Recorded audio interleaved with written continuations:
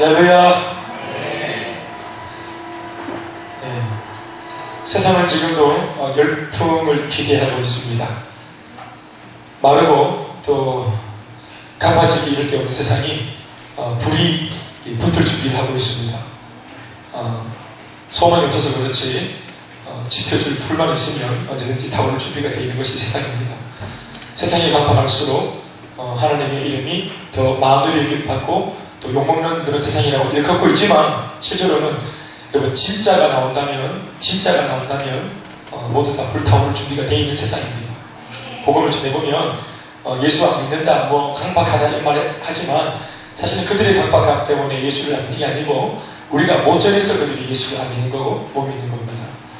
세상이 어둡고 더 차가워지고 행복해지면 예수를 전하기 적합한 시대가 왔다고 믿으시면 좋겠습니다. 다니엘서 1장 8절부터 우리 끝절까지 21절까지 좀 긴 말씀이지만 같이 교독을 읽겠습니다. 눈을 크게 뜨고 신경 써서 읽으면 이 말씀을 해야 되죠. 8절부터 읽겠습니다. 다니엘은 뜻을 정하여 왕의 음식과 그가 마시는 포도주로 자기를 더럽히지 아니하리라 하고 자기를 더럽히지 아니하도록 환관장에게 구하니. 다같이 읽고 계시죠? 환관장이 다니엘에게 이르되 내가 내 주 왕을 두려워하노라. 그가 너희 먹을 것과 마실 것을 지정하셨거늘 너희의 얼굴이 초췌하여 같은 또래의 소년들만 못한 것을 그가 보게 할 것이 무엇이냐. 그렇게 되면 너희 때문에 내 머리가 왕 앞에서 위태롭게 되리라 하리라.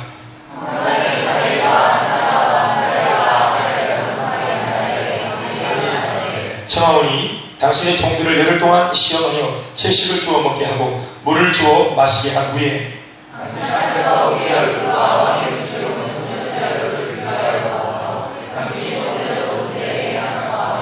그가 그들의 말을 따라 열흘 동안 시험하더니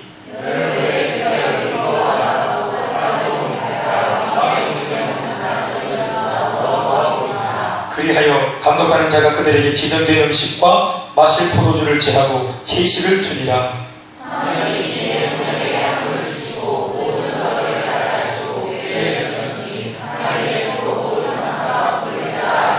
왕이 말한 대로 그들을 불러들일 기한이 찼으므로 환관장이 그들을 느부갓네살 앞으로 데리고 가니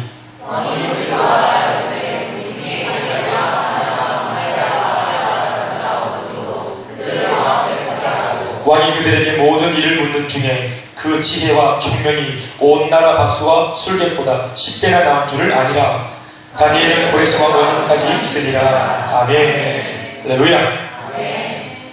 우리가 제목 읽어봅시다. 시작. 다니엘을 닮아라. 저의 인격과 저의 신앙과 또 저의 삶의 태도와 자세가 오늘 우리들에게 모델링이 되고 있으니 우리가 좀 닮아 다니엘처럼 승리하는 우리가 될 수 있기를 예수님의 이름으로 축복합니다. 네. 우리가 인생을 살아갈 때 어떻게 하면 내가 멋진 인생을 살아갈 수 있을까를 늘 고민하는 사람이 있기도 하고요. 인생을 그냥 멋지게 산다, 승리하고 산다 이런 거에 자체에 관심이 없는 사람도 있어요. 그것은 어떤 가정 환경도 어떤 좀 요인인 것 같아요. 제가 볼 때는 무슨 말인가 하면 실패를 밥 먹듯이 하고 살고 주눅 들고 또 짓눌려 살고 또 가난하고 어렵게 살아왔던 이런 환경에 있는 친구들은 승리에 대한 마음이 다른 사람들보다 좀 더 한 것 같아요. 진짜로 어렵게 살아왔던 사람, 이바라 생활을 해봤던 사람, 어려서 얼마나 힘든지 알았겠나마는 그러니까 뭔가 가난하고 없어가지고 불편한 것을 느껴본 사람, 이런 사람들은 내가 정말 다시는 가난하고 싶지 않다. 내가 다시는 질퍽거리면서 살고 싶지 않다. 뭔가 더 나은 삶을 살고자 하는 그런 열망들이 어리지만 있습니다. 그런데 이게 어릴 때부터 이제 그냥 대단하게 화려한 삶도 아니고 그렇다고 또 어정쩡한 삶도 아닌 그러니까 적당한 어떤 그런 수준의 삶을 살면서 거기에 익숙해지면 물론 더 어려워지지도 않겠지만 더 나은 삶에 대하여 우리의 어떤 그런 기대치가 그 사람에게 생기지 않는 것 같아요. 예수를 오랫동안 믿어보면, 오랫동안 믿는 아이들을 보면, 이 아이들인데도 이 신앙을 보면은 신앙이 굉장히 고착화되어 있고, 화석화되어 있고, 굉장히 이렇게 굳어있는 신앙의 아이들을 많이 봐요. 그 아이들을 이렇게 대시로 보면은, 모태신앙 출신의 아이들이 굉장히 많이 있어요. 제가 봤던 중등부 학생들이나 고등부 학생, 심지어 대학생까지도 보면은, 제가 경험을 직접 했을 때, 이 아이가 완전히 그냥 신앙생활하는 패턴이 진짜 무슨 노치대처럼 신앙생활해요. 뭐 노인네들이 다 잘못됐다는 게 아니라 여러분 나이가 많은 노인분들도 신앙생활 얼마나 절분이다 하는 사람도 있어요. 그런데 내가 말하는 거는 진짜 나이가 많이 먹은 그런 사람들 있잖아요. 그 나이는 이게 10대와 20대인데 신앙생활을 하는 이 태도와 자세나 눈빛이나 행동 거지를 보면 완전히 그냥 애늙은이인 애들이 많아요. 여러분 제가 애늙은이라고 말할 때 그 친구들 한번 상상해 보세요. 예배에 감흥이 없고 기도할 줄 모르고 기도할 줄 모르니 응답 받아본 적이 없고 내 삶 속에서 예수님의 살아계심을 누려본 적이 없는 그리고 예수를 믿는 교회 안에서의 생활과 혼자 있는 학교생활이나 가정생활이 완전히 다른 그리고 매사에 의욕이 없고 매사에 어떤 그런 그 열정이 없는 꿈이 없고 비전이 없는 기도를 왜 안 하냐 물었더니 기도 안 하는 게 아니라 기도하는 제목이 없다는 거예요. 이런 친구들을 저는 실제로 많이 만나봤어요. 그런데 여러분 이렇게 복잡하게 말할 것 없이 이런 형태로 예수를 믿고 있는 친구들을 우리가 옆에서 보거나 가까이서 딱 보면 매력적일까요? 매력적일까요? 뭐 신앙이 뭐 괜찮다 말았다 이런 거 말할 것도 없이 뭐 함부로 사람을 판단하지 마세요. 그래 맞지 판단하면 안 되지. 판단 안 할게. 그러니까 판단할 것도 없이 그런데도 불구하고 이렇게 신앙생활을 살아가는 이 아이들을 이 청년들을 가까이서 딱 만나보고 대화를 한 몇 번만 해보면 진짜 이 사람 자체가 되게 매력이 없다. 인간적으로 표현해서라도 진짜 매력 없다. 아유 참 좀 그렇다. 이런 느낌을 강하게 받습니다. 그래서 제가 그런 매력 없는 친구들을 바라볼 때 속상하고 또 울분이 터지고 참 자신에게 소중한 젊은가 있으면 이렇게 탕진하고 살아가는 이 아이가 사실 너무 막 이게 안타까움이 지나쳐가지고 화가 날 지경이에요. 그래서 제가 그 아이들하고 만나서 청년들하고 만나서 사역을 할 때 좀 많이 이렇게 좀 그런 부분들을 좀 많이 강조했던 것 같아요. 많이 이렇게 찌름을 주고 좀 이렇게 얘기를 좀 했죠. 이렇게. 그러니까 그런 마음으로 얘기를 하다 보니까 본의 아니게 좀 강하게 어필이 되기도 하고 또 그 녀석들이 들을 때는 좀 아유 우리 목사님 배가 목사님 왜 이렇게 나를 푸시하나 뭐 때로는 혼돈하고 말이죠. 뭐 그렇게 했던 경험이 있죠. 그런데 그 모든 배경 속에는 왜 그렇게 제가 좀 다그친다 할 정도로 그렇게 제가 아이들을 말씀으로 몰아갔냐면 더 잘할 수 있습니다. 더 잘할 수 있고 그리고 더 나은 가치, 더 나은 어떤 삶에 대한 기대치가 이게 들어본 적이 없기 때문에 모르기 때문에 정보가 없기 때문에 도전하지 않는데 그런 정보를 자꾸 들려주고 또 얘기해주면 그 마음속에 소망이 생기고 기도 제목이 달라지거든요. 그런데 웃긴 것은 부모님들도 중학생들한테 고등학생들한테 그런 정도까지는 말씀을 가지고 아이들한테 언급을 안 해요. 우리 집에 고등학생이 우리 집에 이 중학교 다니는 아이가 무슨 대단한 그런 뭐 신앙생활을 그렇게 영위하고 살겠는가. 우리 집 아이가 이게 뭐 얼빵아이가지고 이게 뭐 무슨 기도한다고 응답 받겠나. 우리 집 예수 믿는 건 어떡하지 뭐 예수랑 3대 집 갔는데 예수를 계속 믿어왔는데 뭐 특별히 예수 믿어가지고 특별히 어린 애가 또 청년부밖에 안 되는 이 아이가 대학생밖에 안 되는 이 아이가 예수를 얼마나 믿어가지고 얼마나 뭐 더 멋지게 되겠노. 막 이런 어떤 생각들이 이미 부모님한테 있어요. 그러니까 앞선 세대한테 이미 그런 이 생각들이 있기 때문에 더 나은 기대치를 아이들한테 제공하지 않고 또 선사하지도 않고 도전 주지도 않고 도전 받지도 않는 이런 고통의 세대를 살아가는 그런 모습들 많이 본 것 같아요. 모델이 참 중요합니다.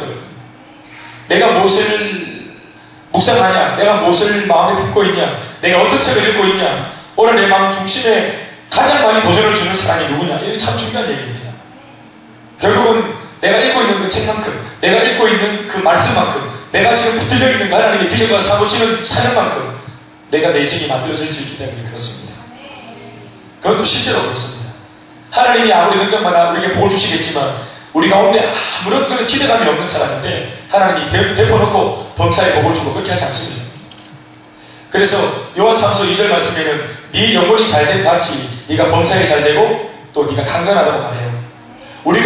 우리의 범사가 우리의 삶이 얼마나 잘 될 수 있는가. 내 영혼이 딱 잘된 만큼만 내가 내 하나님과의 관계성을 놓고 내가 하나님 앞에 사무치는 주님을 기대하고 소망하고 주님께 붙들리고 쓰임받기 원하는 그 열정만큼 그 기대치만큼 그 영혼이 잘된 만큼만 범사가 잘되고 또 이 땅에서 이 강건한 복도 그만큼의 수준으로 따라가는 거예요. 가정이 잘 되는 것, 내 아들이 잘 되는 것, 내가 좋은 직장 가는 것, 앞으로 내가 받을 연봉, 이 수준 전체가 뭐를 기준으로 따라간다고요? 내 영혼이 잘 되는 만큼만 내 앞으로의 삶의 복이 그렇게 측정되는 겁니다. 이 사람들은 하나님과의 관계를, 예수를 믿으면서도 하나님과의 관계를 중요하게 생각해요. 성경은 거듭거듭 이 신앙적인 내용 레파토리 속에서 여러분들의 현실적인 레파토리가 나온다고 거듭거듭 말씀하시고 강조하시는데도 우리는 진짜 우리가 잘 되기를 바란다면서도 진짜 내가 잘 될 수 있는 비결을 우리가 좀채 손에 잡지 않아요. 내 노력만으로는 되는 게 아니에요.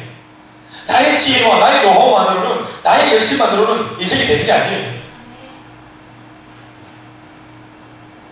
그래서 하나님께서 특별한 비결, 세상에서는 절대로 들을 수도 없고 알 수도 없는 비결을 우리들한테 말을 할 때 나는 여러분들의 동공이 커지고 그 포인트에서, 그 타이밍에서 난 여러분들의 귀감을 커지길 바라는 거예요. 그리고 이 이야기는 여러분들이 한 5년쯤만 지나도 이게 무슨 말인지 대박 알아먹습니다. 10년이 되면 명확해지고요.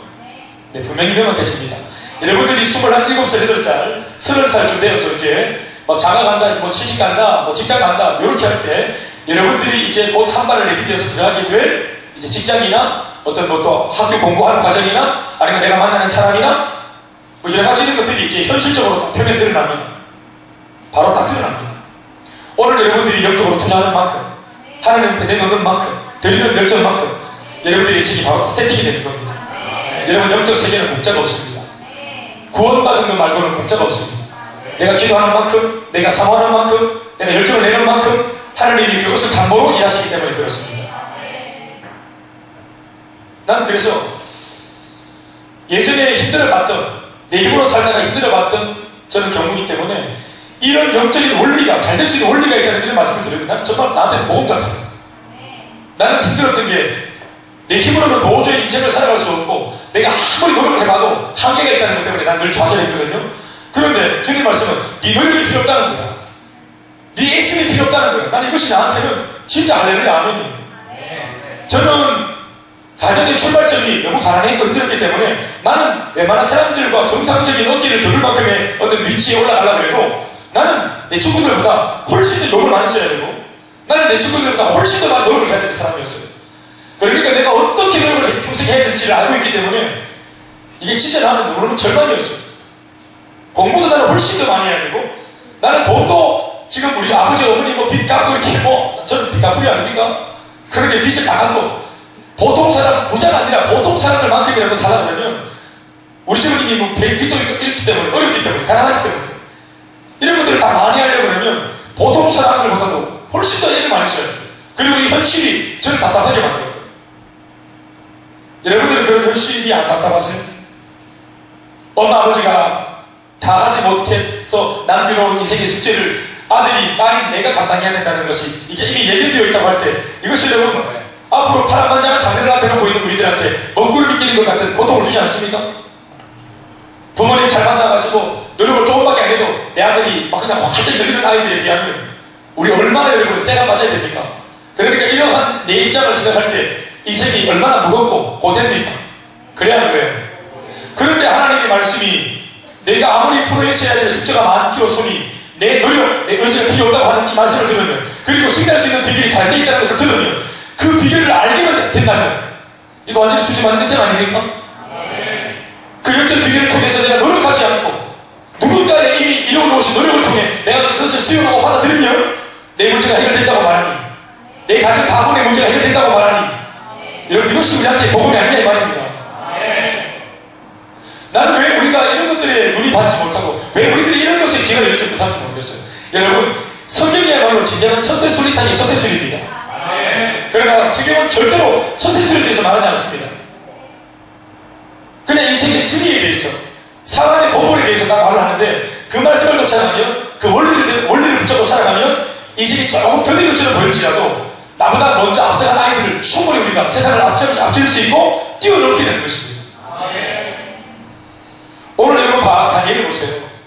다니엘이 여러분 이 다니엘서의 1장부터 12장까지의 이 줄기찬 정말 엄청난 반짝거리는 이 빛나는 신앙, 빛나는 인생 이 다니엘을 다니엘 되게 만들었던 것은 우리가 지난주에 마지막으로 결론드렸던 다니엘 1장 8절에 있는 한 구절의 말씀 때문에 그래요. 오늘 우리 본문에서는 첫 번째 구절에 해당하는 이 1장 8절의 말씀. 이 단 한 가지의 결정, 다니엘의 이 단 한 가지의 결단. 나 이렇게 살 거다. 나 비록 노예고, 내가 비록 포로지만, 이 바벨론, 이 이방 나라에서 내가 비록 노예고 포로지만, 나는 이렇게 살겠다고. 그가 정한 뜻. 그가 신앙적으로 내린 결론. 이걸 붙잡고 살았을 때, 다니엘은 비록 포로 가운데 있었고, 노예 가운데 있었지만, 빛나는 인생이 되었습니다. 그리고 이 다니엘한 사람으로 말미암아 하나님께서 징계로 내렸던 그 바벨론 포로기가 이 다니엘을 통해서 먼저 회복될 수 있다는 약속을 받아내게 됩니다. 여러분, 문제 속에 들어가서 벌 받는데 이 벌이 우리한테 힘든 이유는 벌 자체도 힘들지만 이 징계와 벌이 언제 끝날지 모르는 끝을 모르는 벌이라고 할 때, 끝을 모르는 고난이라고 할 때, 그것이 더 고난받는 사람한테는 더 무거운 힘이 지게 되는 거예요.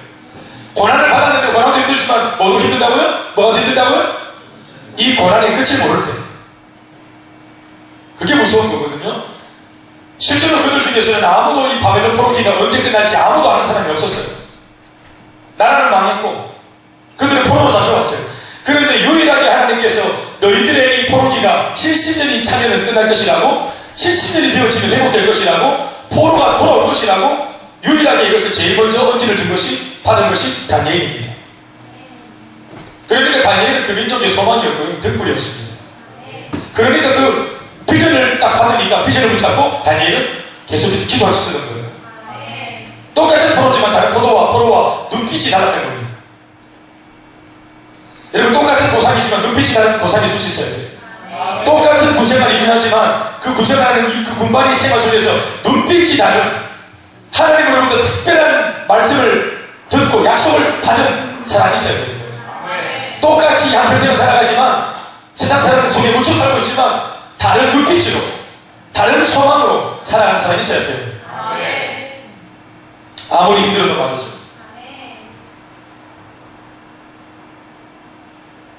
교회를 개척했을 때 하나님은 제게 원전에 말씀하셨어요. 또 그런 마음을 주셨어요. 비록 개척교회고 이자의 교회고 모든 사람이 상식적으로 교회가 개척되어지고 이 대구단의 개척이 저렇게 어렵게 개척이 되어지고 집도 없이 절도 없이 아무것도 없이 개척을 했을 때는 저 10년 동안은 진짜 개고생한다. 이거 모두가 그냥 액면가로 알고 있는 내용이에요. 그런데 분명히 제 마음속에는 하나님께서 반드시 이것을 1, 2년이 안 가서 반듯하게 집을 세워주실 거고 많은 일꾼들을 붙여주실 것이라고 하는 저 안에 확신이 있었어요. 왜냐하면 제가 가지고 있었던 비전이 옳다는 것을 제가 알고 있었기 때문이고, 하나님께서 하라고 하신 그 비전에 제가 상당히 몸부림치면서 거기에 내가 이탈되지 않으려고 몸부림을 쳤기 때문에 하나님께서 주시는 이 비전을 내가 이루겠다고 하는 이 이상 하나님이 이룰 수 있는 힘과 여건들을 반드시 만들어 주신다고 믿었던 것입니다. 우리 안에 소망이 옳고 비전이 옳고 꿈이 오르면 하나님께서 물질을 붙이시고 사람을 붙이시고 환경을 열어주셔서 되게 만들어 주시는 거예요. 내가 하려고 하는 일이 그게 옳지 못하면 불의하면 주님이 나으시겠지만, 내가 하려고 꿈꾸는 그 꿈이 오르면 그것이 주님의 꿈과 부합되어지면 하나님이 물질장면으로 도와주시는 거예요. 왜냐하면 김대현의 꿈이 아니라 그것이 예수님의 꿈이기 때문이죠. 우리 안의 꿈이 예수님의 꿈이어야 돼요. 그래서 주님이 물질장면으로 부어주세요.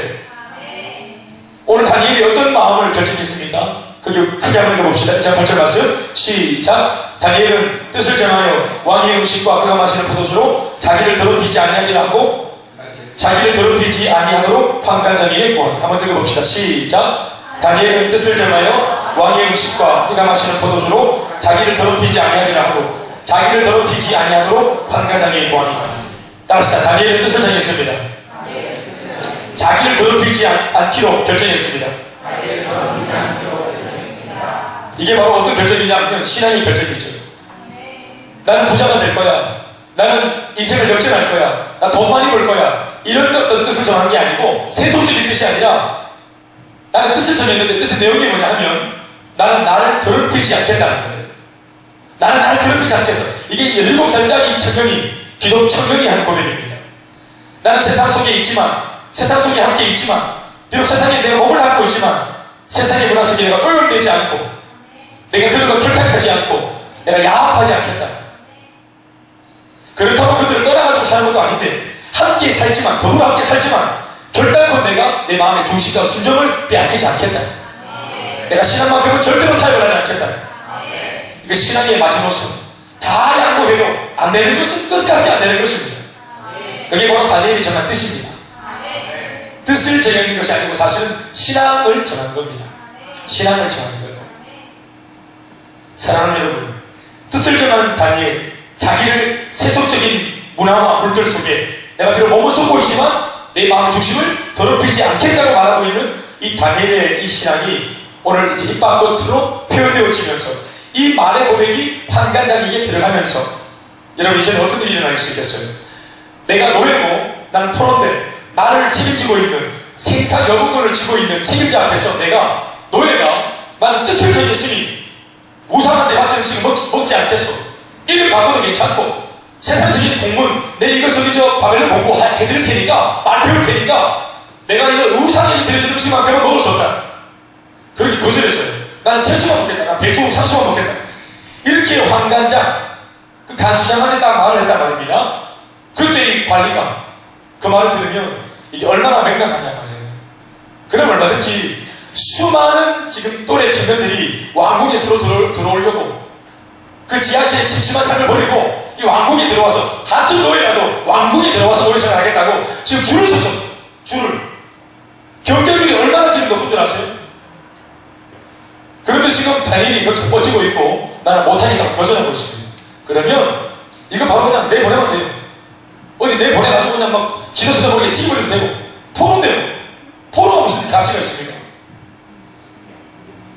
이 포로가 지 견해를 말하고 지 말을 하고 따박따박 반대하고 나는 나의 생각은 다르다면서 이렇게 말해오는 이 귀찮은 다니엘 이거 그냥 모른 척하고 죽여버릴 수도 있는 거예요.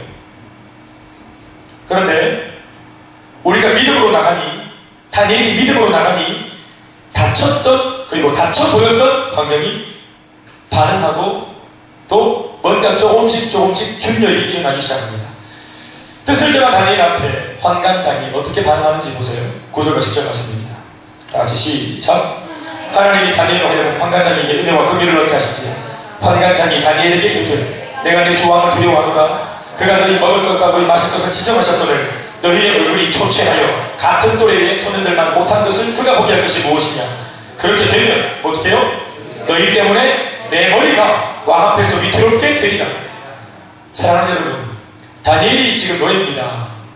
노예가 환관장의 제안을 거절했더니 환관장이 화를 내거나 다시 한번 그 명령을 반복하는 것이 아니라 지금 뭐라고 말하고 있습니까?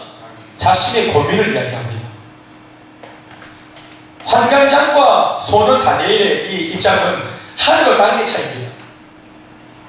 생명권을, 생사 여부권을 지금 이 환관장은 쥐고 있는 사람이고 다니엘은 수많은 그 노예 중에서 이름 없고 빛도 없는 가치가 없는 하나의 그냥 단골한 청년에 불과해. 아직까지 질풍노도의 시기 뭔가 사춘기 속에 있어가 뭔가 사파 하나를 못하고 지금 헛소리하는 이 헛소리하는 아이에 불과해. 그런데 환관장이 이 아이가 그 헛소리에 해당하는 말, 이 대단한 말을 듣고 본인이 고민을 합니다. 네가 원하는 대로 채식을 먹으면 고기 먹는 아이들과 비교해 봤을 때 네 얼굴이 좋지하고 못하면 아마 왕이 분노해서 나한테 책임을 물을 텐데 야, 네 때문에 내가 목이 나타나면 곤란하지 않겠나 하면서 지금 다니엘한테 지금 좀 신앙적으로 좀 오버하지 말라고 달래고 있고 자기 입장과 상황을 지금 이야기하면서 부탁하고 있어요. 그런데 이 모든 배경이 한마디로 뭐라고 말합니까? 이 에피소드가 9절 말씀에 하나님이 다니엘로 하여금 환관장한테 뭐 했다? 은혜와 긍휼을 얻게 하시지. 하나님께서 환관장의 마음을 녹여버린 겁니다. 그래서 환관장이 볼 때 다니엘이 불쌍하고 다니엘한테 은혜를 베풀어 주고 싶고 다니엘한테 긍휼을 베풀어 주고 싶은 이 마음을 하나님이 예수를 믿지 않는 불신자의 마음속에 집어넣어 주신 것입니다. 왜 그렇게 했습니까? 원래는 공격해야 돼요. 제일 먼저 공격할 사람, 제일 먼저 반기를 들어야 될 사람이에요. 나의 대적입니다. 그런데 내가 제일 무서워하는 대적, 이게 내가 믿음을 딱 보이니까 의외로 뜻밖의 나에게 제일 무섭게 나와야 될 사람이 내 편이 되어서 내 입장을 두둔해주고 그리고 자기가 가급적이면 네가 원하는 대로 해주고 싶은데 이런 몇 가지 문제 때문에 내가 좀 고민이 있다. 이렇게 나온다는 말입니다. 그러니까 보세요. 믿음으로 나가니까 이게 막 죽음이 오거나 바로 고난이 오거나 반대를 만나거나 또 싸대기를 맞거나 또 손해를 보거나 이렇게 될 줄 알았는데 그렇지 않고, 물론 다니엘이 뭐 기대를 맞거나 고난을 당하거나 문초를 당하거나 이런 것들을 이미 자기가 예상을 하고 고난을 기꺼이 받겠다는 각오로 믿음을 선포했겠죠. 그런데 하나님께서 그 믿음 받으시고, 예, 그 신앙을 신앙대로 받으시고 환경을 다 바꿔놓은 것입니다. 그런데 놀라운 것은, 이게 참 신기한 것은, 환경을 여러분 여리고성이 무너지듯이 한 번에 막 무너뜨리거나 골리앗이 잡아듯이 한 방에 돌에 맞아가 골리앗이 잡아지듯이 응답을 한 방에 안 주고 극적으로 한 방에 팍 안 일으키고, 다니엘이 딱 믿음을 선포하니까 방관장이 약간의 여지를 보여줍니다. 작은 가능성의 여지가 조금 보이는 것으로 응답이 시작되게 하십니다. 환관장이 다니엘의 제안을 듣고 난 후 고민하기 시작했다는 것입니다. 여러분, 이것이 응답입니다. 환관장이 오냐 그렇게 하지 않으면서 갑자기 막 성령 충만해가지고 환관장이 막 다니엘 도와주고 한 번에 싹 바뀌는 것도 응답이지만, 그게 아니라 네 고백을 내가 들어주기 원하는데 내 입장이 좀 있지 않겠나, 어떻게 했으면 좋겠노, 그러니까 이렇게 지금 약간 여지를 들어주는 이런 것들도 응답이라고 여러분들이 보면 좋겠습니다. 원래는 그가 고민할 필요가 없는 사람인데 고민을 합니다. 다니엘 마음대로 바라면 고민을 하고 있습니다. 여러분, 그 작은 여지가 보일 때 이거 하나님께서 문을 열어주시는 겁니다. 우리가 기도응답을 놓고 기도할 때 응답이 내가 원하는 대로 단번에 이루어지지 않으면 우리는 응답이 아니라 생각하지, 그리고 내가 생각했던 대로 그러한 모양새로 크게 응답이 안 되면 우리는 응답이 아니라고 생각합니다. 거절당했다 생각합니다. 그런데 우리가 돌아보면 제법 많은 응답들이 있습니다.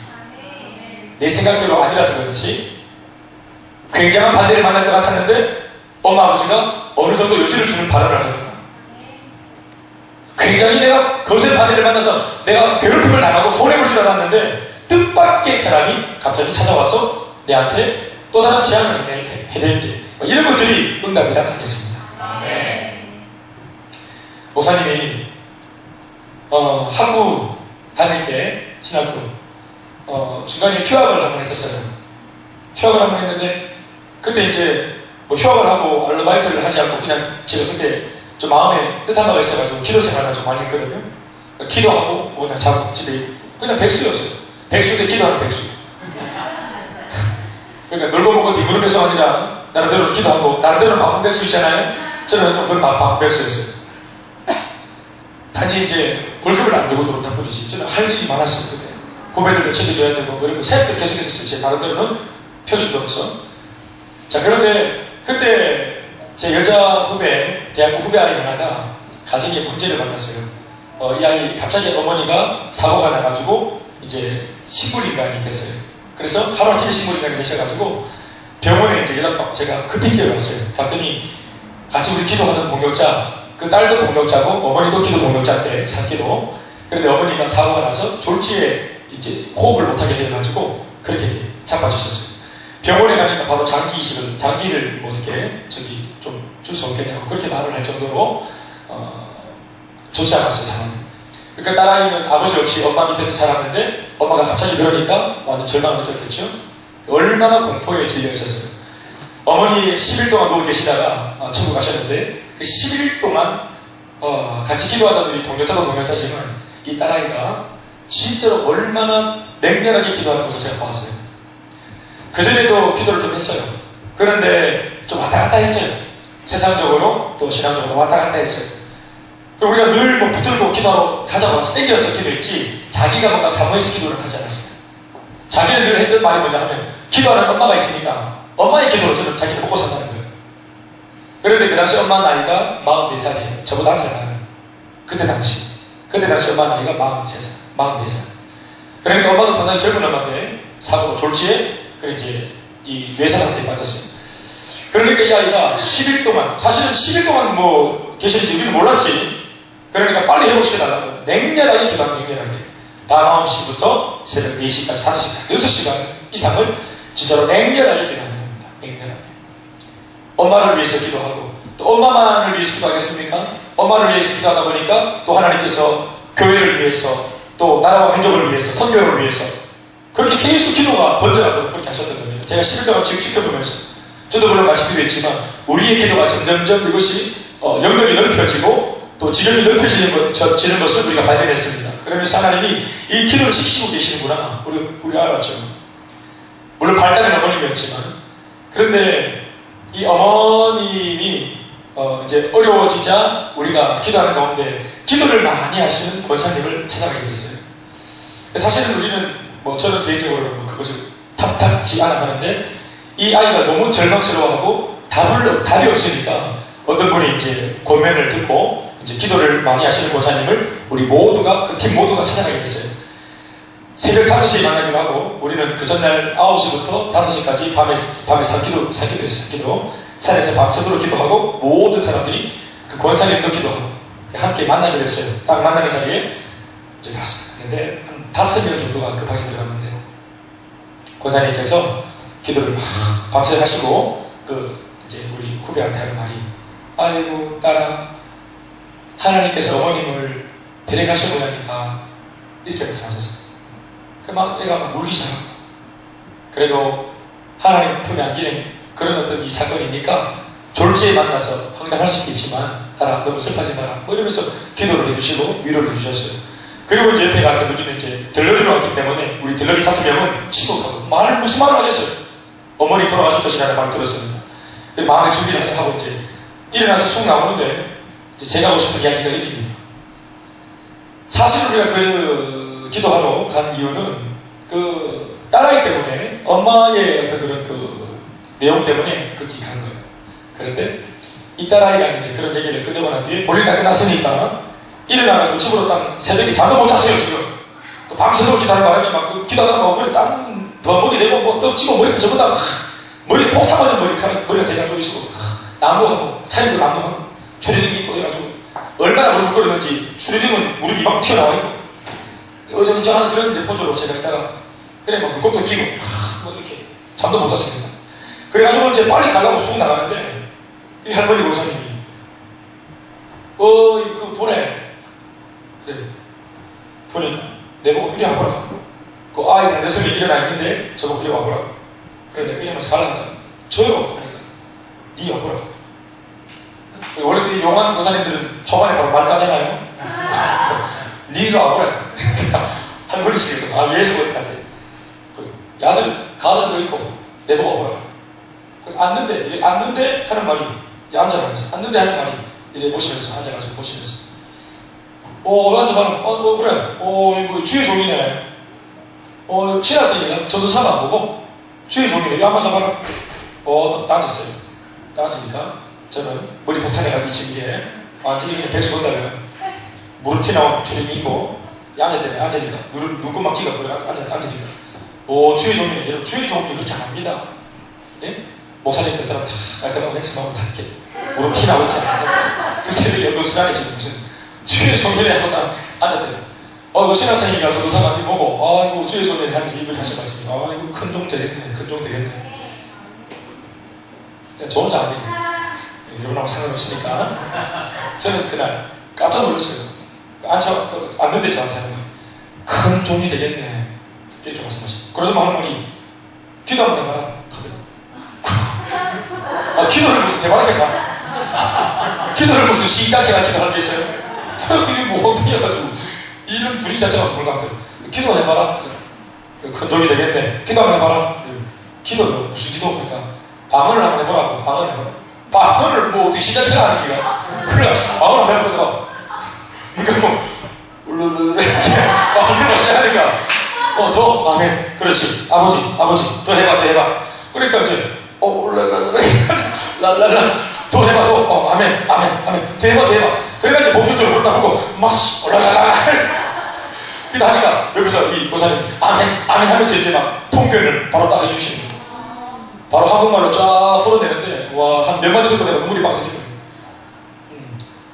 육신에, 고등학교 때 혼자 예수님을 믿어가지고, 혼자, 예수님 믿고, 핍박받고, 박해받고, 외롭고, 쓸쓸하고 고독한 인생이지. 각종의 주님 부름받아가 주의 종이 되라 하는데, 아버지가 큰, 지금 걸림돌이고, 육신의 아버지를 용서할 수 있는 마음을 달라고. 아버지를 용서해. 제 입에서 우리 아버지를 사랑하게 해주세요. 우리 아버지를 용서하게 해주세요. 이런 말 제가 한 번도 안 들었습니다. 내 입으로 기도를 한글말로 우리 아버지 미웠기 때문에 우리 아버지를 사랑하게 해주세요, 용서하게 해주세요, 이런 말 해본 적이 없다는 말입니다. 입으로. 그런데 반문을 제가 반문을 오랫동안 했거든요. 근데 이 반문이 한 번도 뜻을 몰랐는데 이 권사님의 그 통역이 맞다면 저는 지금 거의 10년째 아버지를 위해서 또 아버지와 나와의 관계를 위해서 제가 제 영이 기도를 하고 있었다는 겁니다. 저는 제 기도의 통역을 처음 들어봤어요. 아버지를 용서하는 거다. 이걸 아버지를 뛰어넘어야 돼요. 주의 종이 되려면 아버지를 뛰어넘어야 돼요. 아버지를 품어내야 된다.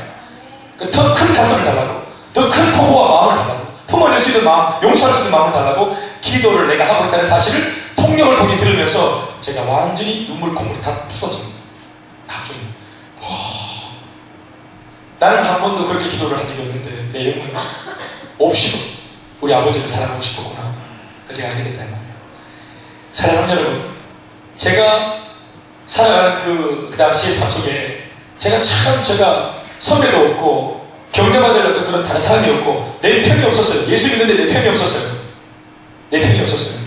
그런데 대학교 후배 아이의 개인적인 문제 때문에 같이 중국 기도하다가 갔던 그 기도원에서 내가 마치 얻어걸리듯이 그 권사님이 나한테 하시는 말씀이 큰 종 되겠다, 아버지 용서해야 되겠다, 이 몇 마디 말이 나한테 큰 울림이 되었고 제가 얼마나 큰 격려를 받았는지 몰라요. 앞으로 내 인생은 어떻게 되어질까? 앞으로 나의 삶은 어떻게 되어질까? 나는 정말 목사가 될 수 있을까? 나 같은 인간이, 나 같은 인생이 쓰임받을 수 있을까? 앞날이 깜깜했어요. 그런데 내 문제로 간 것도 아니고 다른 사람의 문제로 갔던 그 기도회에서 이 권사님을 통해서 들었던 몇 마디 속에 제가 얼마나 큰 위로를 받았는지 몰라요. 하나님께서 그 할머니 권사님한테 은혜와 긍휼을 저한테 통해서 주신 줄로 믿습니다.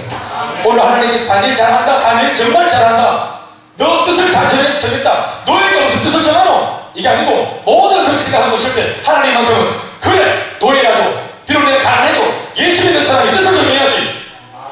신앙이 그래 나열해야 되겠나? 아무리 삶이 빡세도 신앙이 정확해야지. 다니엘 뜻을 잘 정하니까 주님이 기뻤던 거예요. 그러니까 환관장을 통해서 하나님이 위로하시고 격려하시는 거예요. 뜻밖의 사람에게 여러분 하나님께서 응답을 주시고 뜻밖의 사람을 통해서 우리에게 위로를 해주십니다. 작은 여지입니다. 그러나 그 작은 여지, 이 작은 여지가 보일 때 하나님의 사람은 계속해서 멈추지 말고 진도를 더 나가야 하는 줄로 믿습니다. 아, 이게 좀 살만하다, 환관장이 물이네, 알고 보니까 저 사람 참 속이 깊네, 좀 친해져야 되겠다, 나도 좀 양보해야 되겠다, 저 사람도 저렇게 양보하니까 나도 양보 좀 해야 되겠다, 뭔 뜻을 정해, 뜻을 좀 덜 정하고 저렇게 나를 배우는 사람이 있네, 나도 잘해야 되겠다. 인간적인 마음은 대부분 이렇게 여러분 약간은 마음이 이렇게 풀려버립니다. 내가 신앙적으로 너무 오버하면 나를 도와주려고 하는 사람도 원수가 되면 어떡하겠노. 그러니까 이렇게 내 편인 것 같은 사람한테 내가 좀 오버하지 말자, 적당히 해줘야 되겠다, 나도 맞춰줘야 되겠다, 내 편 만들어야 되겠다. 여러분, 이것이 사람의 인지상정인데 다니엘은 그렇게 하지 않습니다. 또 그렇게 해서는 안 되는 것입니다.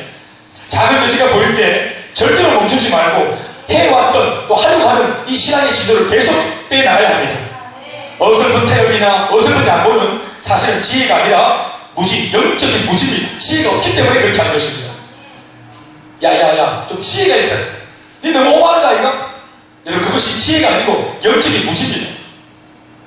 또 사탄이 그런 수법으로 우리가 더 깨어있는 신앙의 야성으로 살아가지 못하도록 우리의 발목을 잡는 것입니다. 여러분, 다니엘은 곧장 쉬지 않고 두 번째 제안을 합니다. 나는 뜻을 정했어요. 나 우상에게 바치는 안 먹어요. 그리고 환관장이 약간 마음을 여니까 바로 두 번째 제안을 바로 합니다. 그게 뭡니까? 12절과 13절 말씀입니다. 다 같이 읽어보죠. 시작.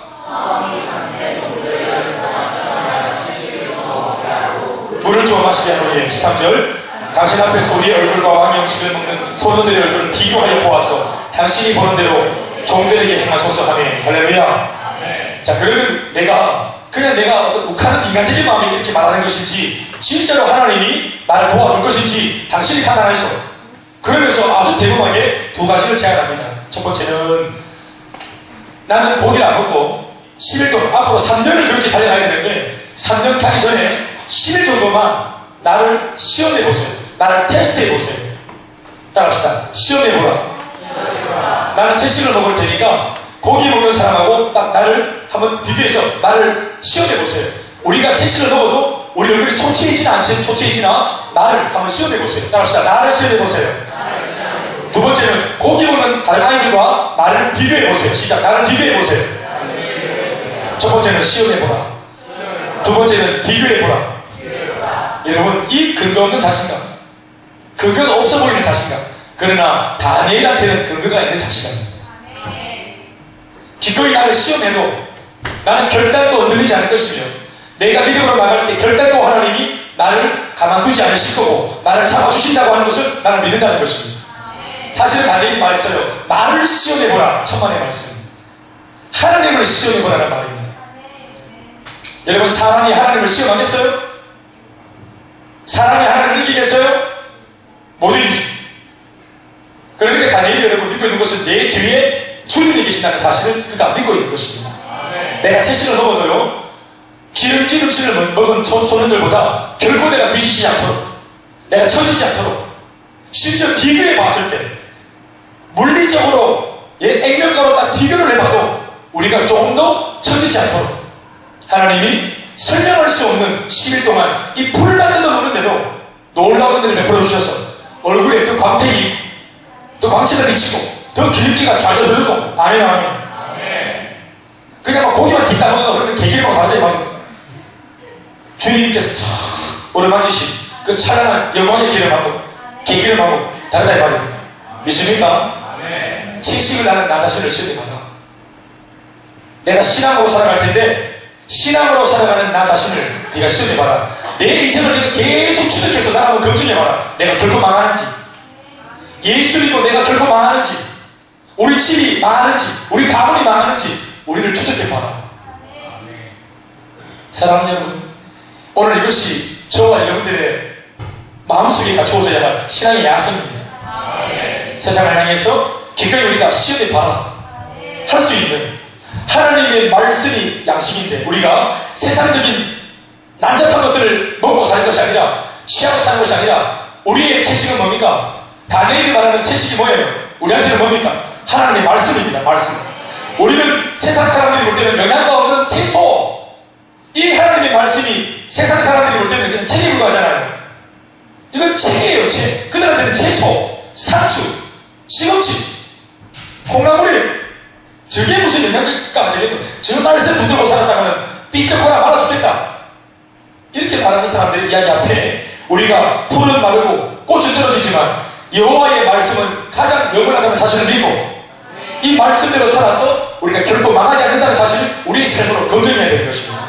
사랑하는 여러분, 비교, 나 혼자를 놓고 시험해보면은 내가 괜찮아 보여요. 그런데 나 혼자를 시험하는 것보다, 테스트하는 것보다 더 성숙한 담대함은 뭐냐 하면, 더 극한 담대함은 뭐냐 하면 직접 세상 사람과 나를 비교하는 겁니다. 그 단계는 내가 혼자 환관장 앞에서 시험당하는 것도 사실 있지만 실제로 기름지는 음식을 직접 먹었던 소년들과 내가 비교해도 나는 결코 내가 뒤지지 않을 것이라는 것을 확신하고 있는 것입니다. 보세요 여러분, 우리가 세상 살다 보면 세상적인 방법을 아주 빠르게, 정보에 아주 빠르고 또 정보 수집이 아주 능하고, 그리고 어떻게 그런 정보나 이런 구현안을 잘 파악해가지고 또 입시 조건에 잘 맞춰가지고 정말 흠없이 정없이 째깍째깍 그렇게 아주 괜찮은 그런 직장에 쏙쏙쏙 잘 들어가는 그런 요직에 취직한 자리는 그런 친구들, 세상적인 아주 그냥 물질이 받는 아이들이 있어요. 돈 버는 게 막 눈에 보인다, 그런 사람들 있잖아요. 째깍째깍 돈을 막 재고 말이에요. 이 시대가 요구하는 지금은 이런 것이 될 거라면서 또 다시 투자도 하고 다시 공부를 해서 자격증을 딱 준비해놓고 기가 막힌 애들 아니겠어요? 세상적인 감각이 있는 친구, 나보다 훨씬 먼저 출발해갖고 또 이미 빠르게 가고 있고 나보다 훨씬 멀리 이미 진도를 빼고 있는 저 앞에 있는 따라가기 불가능해 보이는 친구들, 내 동료들, 또 세상 속에 있는 수많은 나의 경쟁자들. 여러분, 우리가 무슨 근거로 그런 사람들을 앞에 놓고 저 사람과 나를 비교해보라고 말할 수 있겠어요? 비교 안 해봐도 이미 우리가 열등한데요. 이미 벌써 뭐 전체 얻을 만한 돈도 이미 다 마련했고 시집갈 자금도 이미 다 마련했어요. 학교 졸업하자마자 바로 취업해가지고 한 5년을 쎄가지고 돈 딱 풀어가지고 32살 딱 됐는데 이미 막 돈 다 마련했어요. 남자가 있으면 돼. 게다가 남자도 지금 자기가 얼마든지만 바깥 시장에서 모르고 있어요, 지금. 25번째. 그러니까 지가 마음먹은 대로 남자를 취할 수 있고, 뭐 이런 어떤 입장이 나가요. 게다가 집에도 막 여유가 있어가지고, 사실은 막 또 부어줄 게 있다. 이런 어떤 조건, 이런 조건들이 다 나쁘다고 악하다고 말하고 싶은 것이 아니라, 저마다 세상을 살아갈 때, 나보다 느낌상, 훨씬 더 빨리 가는 사람들이 더 많아 보이고, 나는 왠지 뒤쳐져 보이는, 이런 어떤 그 마음이 어떤 그런 주눅 드는 어떤 마음들이 있을 때가 되게 많지. 바벨론의 이 세상 구조 속에는 여러분, 힘의 논리, 정글의 법칙, 적자생존의 법칙이 이게 통하는 구조거든요. 바벨론은 하나님의 말씀대로 살면 손해보는 곳이에요. 여기는 하나님 나라가 아니에요. 여기는 이스라엘이 아니에요. 여기는 예루살렘이 아닙니다. 바벨론에서 그들은 살고 있습니다. 거기는 하나님 말씀을 앞장서면 망하는 거예요. 세상은 신앙이 안 통해요. 비전? 이런 거 안 통해요. 은혜 받는 거? 이런 거 안 통해요. 아무도 그런 것들을 알아주지 않아요. 그러나 여러분, 아까 우리가 봤죠? 팀 티보 같은 사람 영상을 보았죠? 모든 사람이 기독교 국가예요. 미국은 기독교 국가입니다. 기독교 국가인 그 나라마저도 이렇게 아이패치에다가 하나님의 말씀을 적어놓고 성경 구절을 적어놓고 그렇게 주님의 영광을 돌리려고 하니까 이걸 비아냥거리고 또 스스로도 내가 하나님을 믿는 사람에게서 드러내놓고는 경기를 못하거나 경기에 패가 되면 팀에 패가 되면 하나님의 영광을 가리는 것이 아닐까 싶어가지고 하물에 처음부터 내가 하나님의 사람이라는 것을 드러내지 않고 몰래 신앙생활하는 사람들도 얼마나 많아요. 자신이 없습니다. 뜻을 정한다는 게 여러분 만만치 않습니다.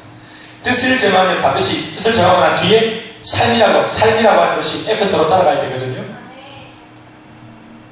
어떤 삶입니까? 시험에도 끄떡없는 삶, 비교해도 끄떡없는 삶. 이게 진짜로 뜻을 정한다는 것의 의미입니다.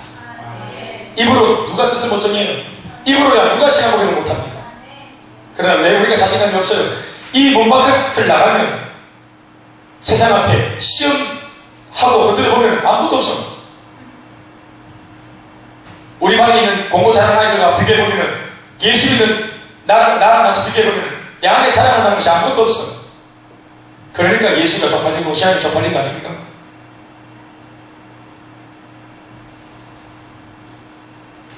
이 모든 것이 어디가 문제일까요?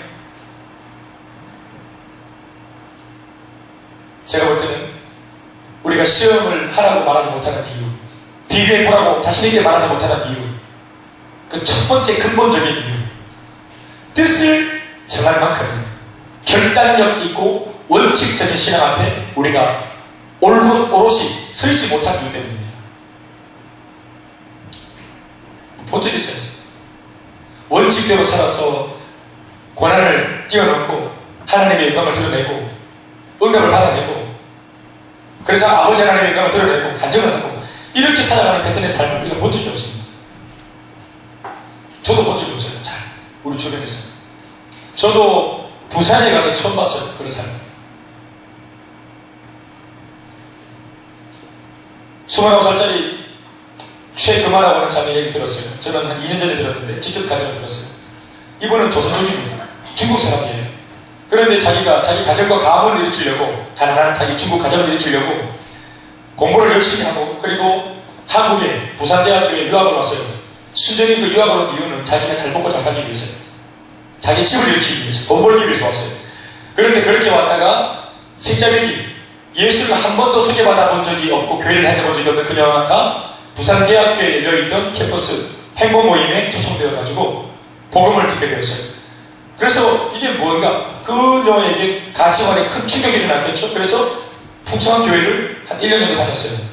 그런데 양육반을 좀 받아갈 때 너무 가치관이 세고 자기에게 뭔가 푸시가 들어오니까 이 자매가 무서워서 도망갑니다. 1년 반 도망갑니다. 그런데 1년 반 도망가서 열심히 공부하는데 끊임없이 잠을 잘 때 혹은 혼자 있을 때 혼자 혹은 사색할 때 성령이 끊임없이 자기를 부르고 교회가 생각나게 만들고 행복 모임의 메시지가 기억나게 만들면서 견딜 수 없게 됩니다. 딸아이 마음을. 그래서 이 자매가 결국은 다시 그 교회로 오게 되고 또 심지어 교회도 이 자매를 찾고 있었어요. 다시 만나려고. 그래서 그 만남이 다시 이루어져서 이 자매가 다시 그때 포기했던 1년 전에 포기했던 양육판에 다시 들어와서 양육을 받으면서 신앙이 견고해지고 잘 세워지게 됩니다. 할렐루야. 그리고 이 자매가 훈련받고 또 훈련받고 쭉 올라가면서 나중에 이제 셀리드가 되어지고 그리고 사역을 했더니 그렇게 사역을 잘하는 거예요. 이 중국 자매가. 중국 자매가 한국 사람도 한국말을 못하는데 중국 자매가 어설픈 한국말로 사역을 그렇게 잘합니다. 그래가지고 한 번 본가 두 번 본가 5번 이상 본가에서 슈퍼셀러가 되어지고 그래서 나중에 슈퍼셀러를 또 몇 번 하면서 디렉터가 되었어요. 디렉터가 되어서 청년을 맡아요. 평신도 29살짜리 자매가 디렉터를 됐다는 것은 무슨 말인가 하면 자기 수하에 청년들 200명을 자기가 맡고 있는 겁니다. 웬만한 큰 교회 부목사님들이 하는 일입니다. 청년부 200명을 자기가 맡는 거예요. 29살짜리 조선족 자매가 이렇게 인생을 변화시켜서 살아가는 거예요. 그리고 이쯤 되었을 때 이미 이 자매의 인생 자체의 가치관과 꿈이 달라졌어요. 뭐냐면 자기가 지금 배워서 지금 누리고 있는 이 복음으로 자기는 성공하는 것이 아니라 공부 잘 마치면 다시 고향으로 돌아가서 자기 가정을 복음화하고 자기 동네 지역을 복음화하고 선교하는 것이 꿈이라고 말하는 상태가 된 것입니다. 꿈이 완전히 달라진 거예요. 지금 이번에 지지난주에 제가 부산 가서 이 자매의 소식을 들었어요. 들었더니 지금은 그 형제 그 교회에 아주 좋은 형제를 만나가지고 자신의 전생을 선교 헌신한 헌신하고 있는 형제를 만나가지고 결혼해서 지금 블라디보스톡에서 지금 사역을 하고 있다는 겁니다. 거기서 지금 이제 연변적으로 중국 선교를 위해서 거기서 지금 준비하고 있다는 거예요. 실제로 풀타임 전 세계를 들인 중국 선교사가 되어서 남편과 함께 같은 말 같은 뜻으로 한 비전으로 한 평생을 비전자로 살아갈 수 있는 이 모든 환경이 만들어지고 있습니다. 자기 출세를 위해서 왔던 타지에서 복음을 통해 주님 만나고 꿈과 비전이 바뀐 사람. 그래서 생명과 비전을 발견하고 인생을 드린 자기 이야기. 나는 여러분 이런 이야기가 옛날 목사님들이나 부흥사들의 예화기가 났는데 이것이 가까운 우리들에게 우리 주변에 일어나고 있는 이야기였습니다. 10년 동안 유학 갔다가 미국에 잠시 귀국해서 들어온 김에 한 3개월 정도 방으로 돌아와가지고 교회에서 하고 있는 재훈련을 받으면서 이 자매 마음속에 그 3개월 중에 하나님이 음성을 들려주셔가지고 다시 미국으로 돌아가지 않고 계속 동국에 남아가지고 하나님의 꿈에 붙들려서 하나님을 통해서 자신의 인생을 어떻게 하면 쓸 수 있을까 연구하고 기도하는 그런 딸이 되었습니다. 하나님 만난 사람은 이제까지 내가 달려왔던 패턴이 있어도 그게 진짜 주님의 음성이면 그런 것들도 다 바꾸는 겁니다. 그만큼 강력한 하나님 앞에서 신앙이죠. 뜻을 정한다는 것은 이런 걸 의미하는 것입니다. 이전까지 살아왔던 모든 삶의 패턴을 바꾸는 겁니다. 심지어 꿈도 자신의 인생도 하나님 앞에서 마음을 다 결정해서 모든 삶의 패턴을 바꾸는 것을 말하는 것입니다. 그러니까 내 인생을 다 던지고 뜻을 정할 정도의 이미 마음이 만들어져 있으니까 시험해보세요. 비교해보세요. 이렇게 큰 소리 치는 것은 자연스러운 겁니다. 두렵지 않은 거죠, 세상은. 어떤 면에서 여러분 우리가 예수를 믿는다고 하는 것이 이런 것이라는 걸 여러분들이 좀 올빛이라고 알았으면 참 좋겠습니다. 지금 우리가 하고 있는 신앙생활 기도도 없고 여러분 주중에 얼마나 기도하고 계십니까? 얼만큼 하나님한테 원망하고 불평하기 전에 서슴바닥에 섰기 전에 우리가 얼마나 하나님 앞에서 기어 몸부림치는 다니엘이 아니라 다니엘 닮은 얼마만의 흔적이라는 우리가 있는지 모르겠어요. 그러니까 우상이 예바지 음식을 먹으라면 명령이 떨어지면 그게 아닌 줄 알면서도 겁이 나가지고 먹을 수밖에 없고 환관장이 두려우니까 그냥 고분고분 입국 다물고 예수 믿는 거 다 숨기고 그냥 따라가고 야합하고 편설하고 우리가 그렇게 지금 살아가고 있지 않은가 돌아보라 하는 것입니다. 우리 시대는 여러분 뜻을 정한 사람이 필요합니다. 고등학교 들어가보세요. 무슨 소망이 있어요? 애들이 나누는 이야기 속에 소재거리가 들을 만한 게 있어요. 또 고기 먹으면서 하는 그 이야기들, 그 야학생들이 앉아서 하는 이야기들 속에 진짜로 인생을 놓고 진짜 들을 만한 이야기, 진짜로 가치로운 이야기, 소망이 되는 이야기, 들으면 가슴이 막 뜨거워지는 그런 이야기 있어요? 여러분, 없으면 잘 됐네요. 여러분들이 하면 되잖아요. 그런데 그 얘기를 하려고 그러면, 시험해봐라, 비교해봐라, 무슨 얘기를 하려고 그러면, 트럭이세요. 자기가 뭔가 경험한 게 있어야 말할 수 있는데, 내 속에 아무것도 없으니까, 이게 아닌 줄은 그래도, 신앙생활하면서 대충 아는데, 답을 제시 못하고, 대안을 제시 못하는 거예요. 그러니까, 적당히 이렇게 시간들을 다 그냥 흘려보내는 거 아니겠나. 이게 참 어떤 면에서 볼 때는 안타까운 마음이 들어요. 그리고 이런 말씀을 드릴 때는 여러분, 제가 이 말씀을 왜 드리냐면, 우리 모두가 성경책에 나오는 이야기대로 살 수 있기 때문에 하나님이 나는 글을 적어놨다 생각해요. 우리가 아예 본받을 수 없는 말씀들을 왜 적어놨겠어요? 가라앉지 않은 말씀들을 적어놨겠어요? 우리가 살려고 애쓰면 살 수 있는 문이 열릴 수 있기 때문에 이렇게 대안을 제시하는 거 아니겠어요? 사랑하는 여러분, 시험하라 할 수 있게 바라고요, 비교하라 할 수 있게 바라고요. 세상적인 방법으로 노력하는 사람들보다 우리의 나중이 훨씬 더 영향력 있는 자리에 서 있어야만 돼요, 사실은. 그래야 우리가 그 영향력 있는 자리에서 복음으로 세상을 주도할 수 있기 때문에 그래요. 오늘 우리 그리스도인들에게 너무나 요구되어지는 신앙의 야성 중에 한 가지의 부분입니다. 하나님을 믿고 하나님의 말씀을 따라 신앙으로 살아가는 내가 얼마나 잘 되는지를 기꺼이 시험할 수 있고 또 사람들한테 지켜보라 말할 수 있길 바랍니다.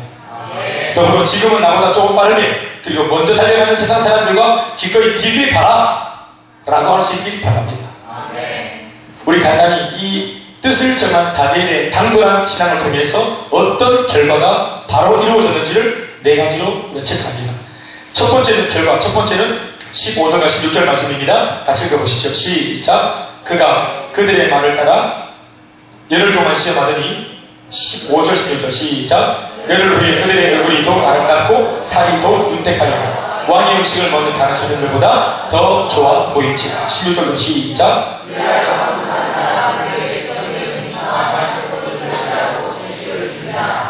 10일 동안 딱 시험해보니까 그들이 더 윤택해졌어요. 할렐루야. 그들이 이겼어요. 할렐루야. 그러니까 어떤 환경이 열렸어요? 나머지 3년 동안 계속해서 우상의 제물을 먹지 않고 채식을 먹도록 뭐가 열렸어요? 환경이, 상황이 열렸죠. 이를 바로 환경의 축복이라고 말하는 거예요. 따라합시다. 환경의 축복. 환경이 바뀌면 내가 뜻을 전하겠소. 내가 시간대로 살겠소. 말씀대로 살아보겠소. 아니고요. 우리가 말씀대로 살아 달려갈 때에 환경이 우리의 삶에 적합한 환경으로 바뀌어지는 거예요. 우리 집이 다 예수 믿으면 나는 목사 되겠다. 제가 목사가 되겠다고 마음을 먹고 달려가니 우리 집이 다 복음화가 될 줄 믿습니다. 제가 강사자니까 제가 알죠. 아멘, 아멘. 주님이 환경을 만들어주시는 거예요. 아이고, 하나님 아버지, 내가 목사 되다가 우리 엄마 아버지가 다 예수 믿어야 되고 신학교 가는데 돈도 대줘야 되는데 지금 우리 엄마 아버지 봐서는 결정이 안 나와요. 나는 나중에 할게요.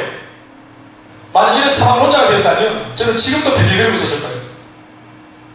아버지가 베란다에 조짐이 안 보이고 나를 후원할 조짐이 아무것도 안 보이고 우리 집에 베란다에 키니까 아무것도 안 보여도 내게 주시는 이 응답과 부르심을 따라 계산 없이 달려가면 환경이 내 달려가는 길에 합당한 모습으로 바뀌어지는 거예요.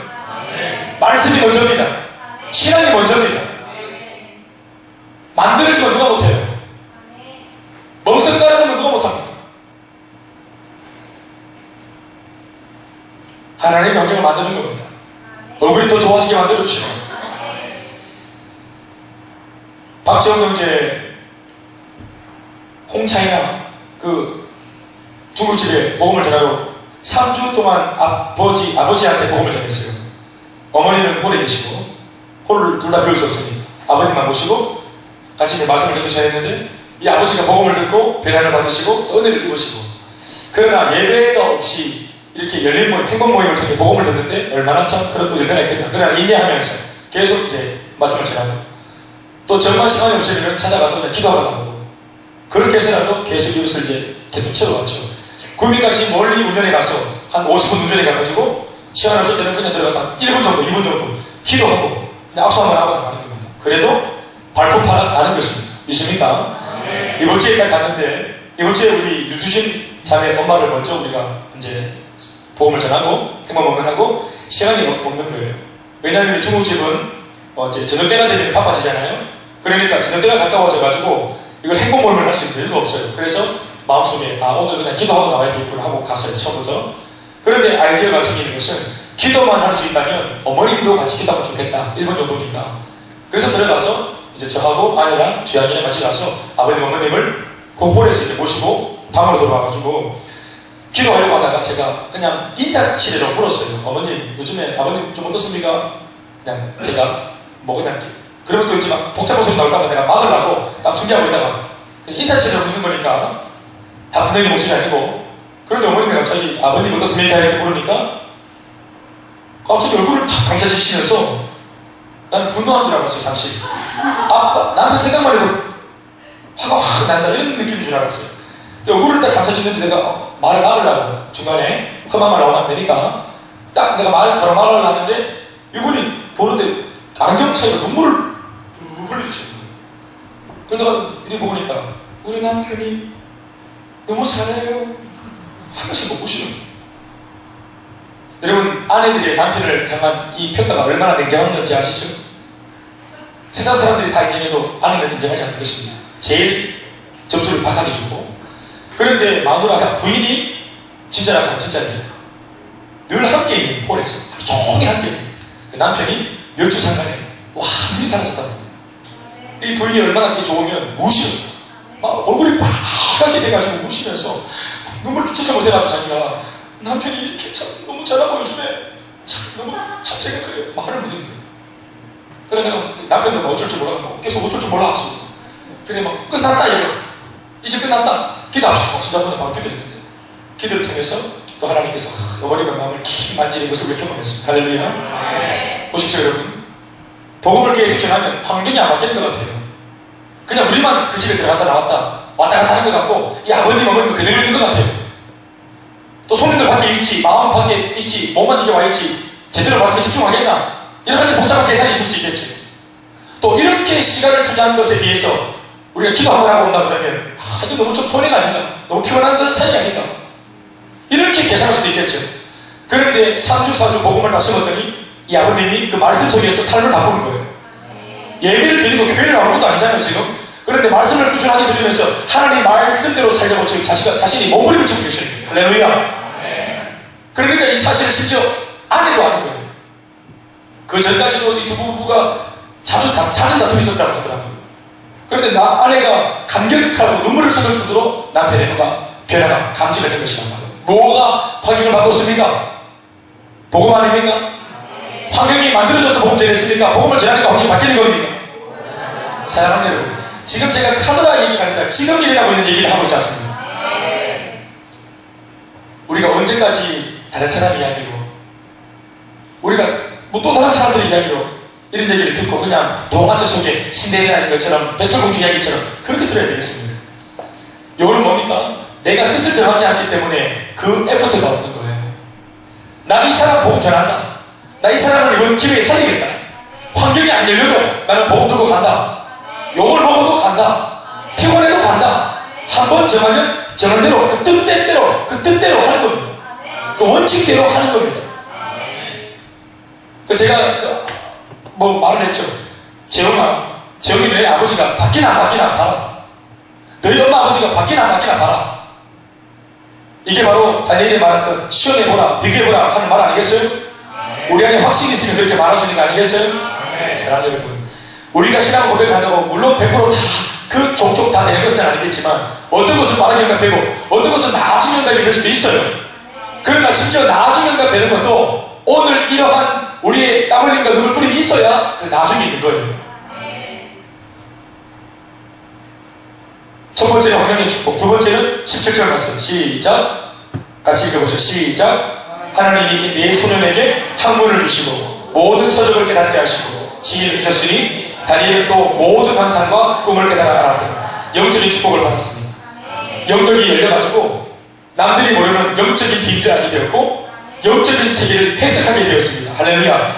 바로 이 두 번째 축복 때문에 다니엘이 하나님께서 보여주신 환상을 보게 되고 그 내용들이 다니엘서 6장부터 12장까지 기록되게 됩니다. 다니엘서를 보면 6장부터 12장까지의 내용들은 전부 환상이에요. 환상.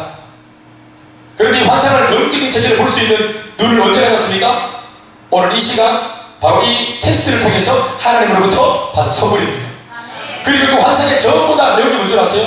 그 환상의 균열점이 뭔지 아세요? 이 포로기가 회복된다. 이 포로기 끝난다. 고생 끝난다. 반드시 인생 회복된다. 믿습니까 여러분? 아무도 몰랐을 때 유일하게 다니엘만 환상을 통해서 주님의 음성과 메시지를 받았습니다. 여러분 이것이 믿음입니다. 남들이 못 보는 거, 듣지 못하는 거, 영적인 세계를 먼저 분별하고 알 수 있는, 알아내는 사람, 그 사람이 그 공동체의 지도자고 리더인 것입니다. 17살짜리가 그 단대의 지도자고, 영적인 눈을 떠버리니까 그 단대의 지도자가 다니엘 되어버리는 것입니다.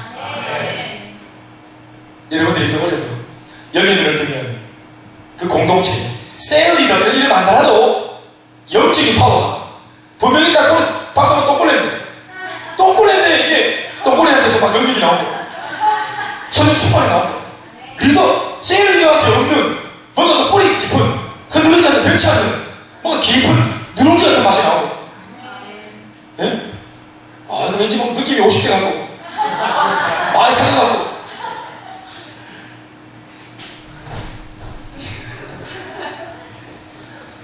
이 느낌은 뭐지? 그렇게 말하는 거지.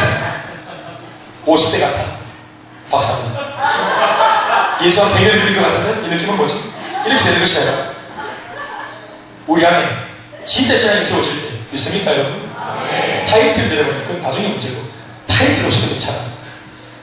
중필이 고필이 뭘 끊어? 중필이 고필이가 영적인 눈을 떠가지고 답을 다 알고 있으면 놀라운 일 아니겠어요?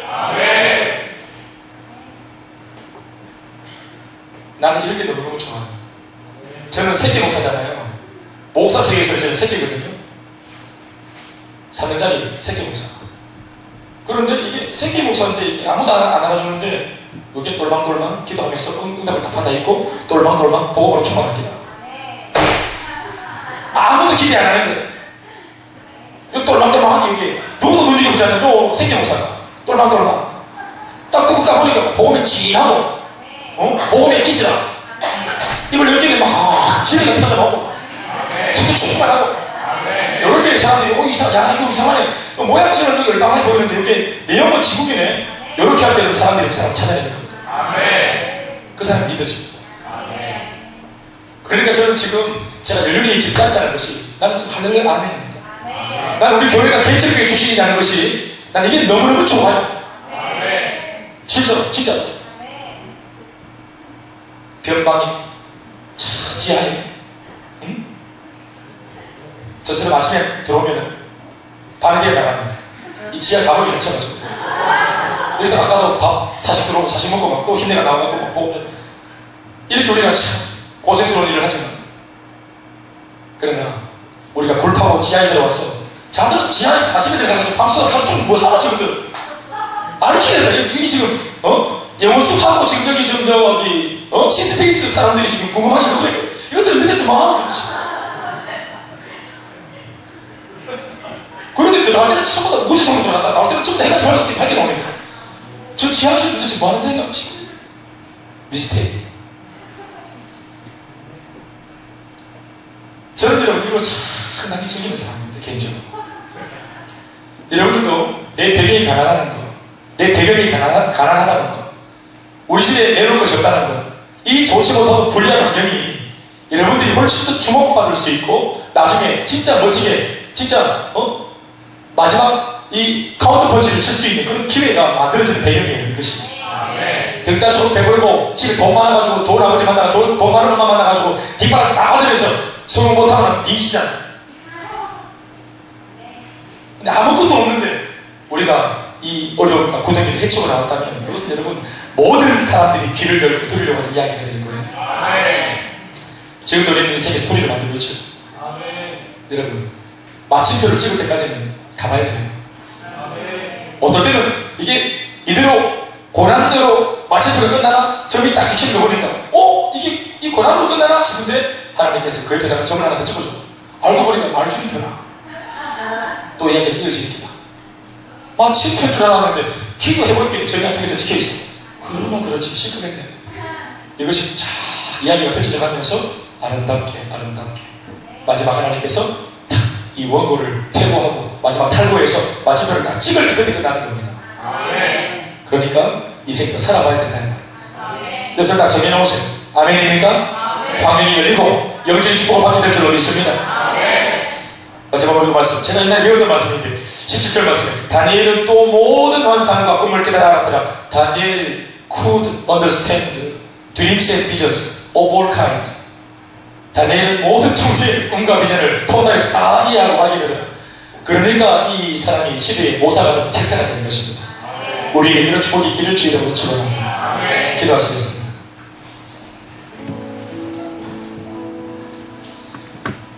우리 안에도 주님 환경의 문이 열리게